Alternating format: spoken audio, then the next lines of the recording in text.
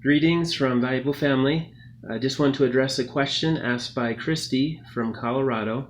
She asked, what is God's view on temporary and long-term birth control?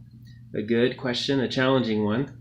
And I don't know that we necessarily want to take sides on this controversial issue, but let me present some truths, and I do trust that this will be helpful to some extent.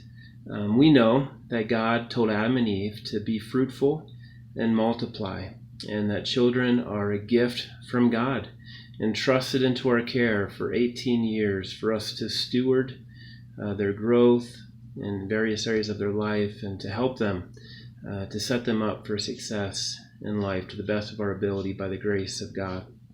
We also know that blessed is a man whose quiver is full of them, and I suppose that some families have a smaller quiver than others. But in any case, we know that life is precious.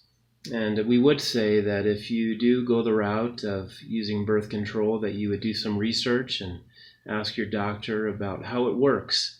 There's some birth control that has been known to cause abortion.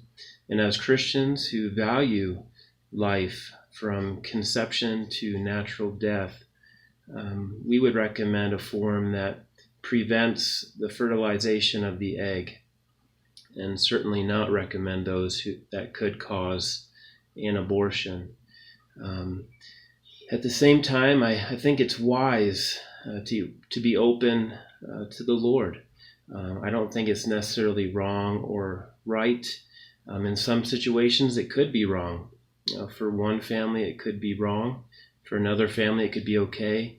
Really depends on how God is leading them. And are they open to Him and hearing His voice? There's a big difference between the wisdom of man and the wisdom of God. There's a loud voice in culture. There's the voice of our own fears, our own worries, a fear of the future.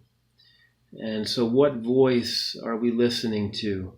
I think it's important to turn off every other voice and get alone with God and open the Word and pray and say, God, what do you have for me and my family? What is your will, God, for us? And in this season of life, Lord, what are you asking of us? The Bible does say that He is our shepherd, and He's a good shepherd. He knows what's best for us. And we are His sheep, and His sheep hear His voice.